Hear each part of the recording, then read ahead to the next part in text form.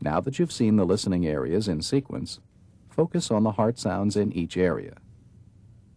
S2 is usually louder than S1 in the aortic area.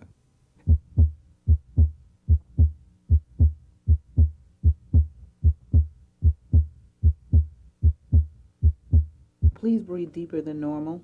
S2 is usually louder in the pulmonic area also. Note the late inspiratory splitting of S2. Its first component, A2, is aortic.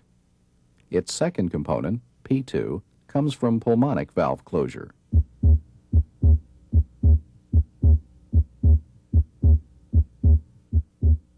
In the left third interspace, both A2 and P2 may be heard again.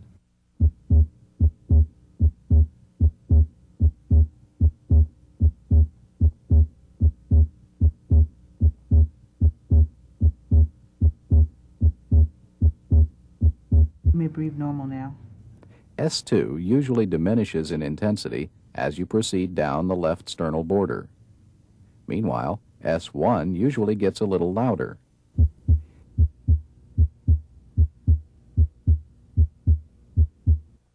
In the tricuspid area, S1 may sound split.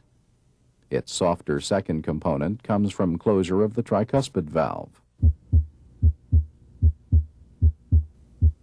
Here at the mitral area, S1 is usually louder than S2.